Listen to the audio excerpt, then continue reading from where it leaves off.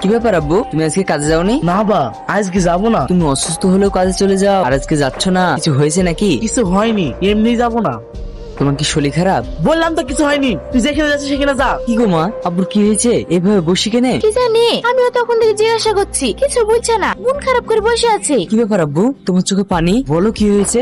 আমি আর ওই আলিফ বাবুর বাড়িতে কাজ করবো না। ঠিক আছে, তোমাকে কাজে যেতে হবে না, কিন্তু কি হয়েছে সেটা তো বলো।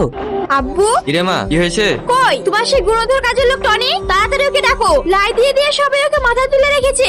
কি ও তোর আব্বুর বয়সের? তুই ওকে নাম ধরে বলছিস কেন? আমি সব জানি না, তাড়াতাড়ি ওকে ডাকো। বেশি গলা না ফাটিয়ে কি হয়েছে সেটা বল। আমার নতুন মোবাইলটা খুঁজে পাচ্ছি না, তোমার কাজ কে চুরি করেছে? কি আবল তাবল বকছিস? ঘরে ভালো করে খুঁজে দেখ, পেয়ে যাবি। টনি এরকম কাজ করতে পারে না। আমি সব জায়গায় খুঁজে দেখেছি, কোথাও পাইনি।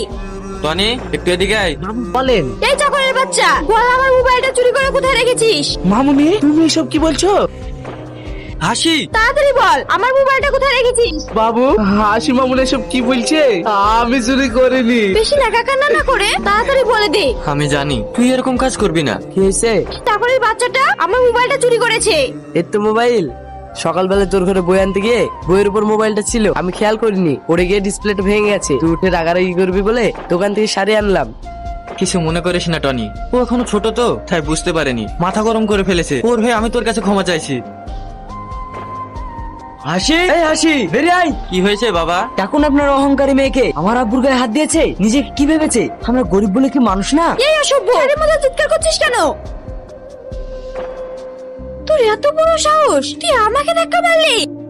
হ্যাঁ মারলাম, শিগগিরই ক্ষমা চা আমার আব্বুর কাছে। আমাদের বাড়ির কাজের লোকের কাছে আমাকে ক্ষমা চাইতে হবে? কখনোই না। ক্ষমা তো তোকে চাইতেই হবে, চা ক্ষমা। না, যাবো না। সেলিম, বাপ ওকে ছেড়ে দে, আমার কাছে ক্ষমা টমা চাইতে হবে না। তুমি চুপ করো। এই তোকে ভালোই ভালো বলছি, ক্ষমা চা। আমি বললাম না ক্ষমা চাইবো না। ছাড়, বাইরের লোক এসে তোমার মেয়ের সাথে খারাপ ব্যবহার করছে আর তুমি চুপচাপ দাঁড়িয়ে আছো। আমি তো তোমার মেয়েকে মানুষ করতে পারলাম না, একটা অমানুষ তৈরি করেছি। তাই ও যা করছে ঠিকই করছে। এই যে বড় লোকের অহংকারী মেয়ে, আমরা গরিব বলে কি আমরা মানুষ না? আমাদের কাছে টাকা পয়সা না থাকতে পারে, কিন্তু আমরাও মানুষ, আমাদেরও মান সম্মান আছে। এই লোকটা এই বাড়ির কাজের লোক হতে পারে, কিন্তু সে আমার জন্মদাতা পিতা, তার অপমান আমি কখনোই সহ্য করবো না। হলে এইভাবে বলছি, ক্ষমা চেয়ে নে, না হলে তুই যে আমার আব্বুকে চটটা মেরেছিস তার দ্বিগুণ ফেরত দেবো। আব্বু, ও ঠিকই বলছে, ক্ষমা চেয়ে নে।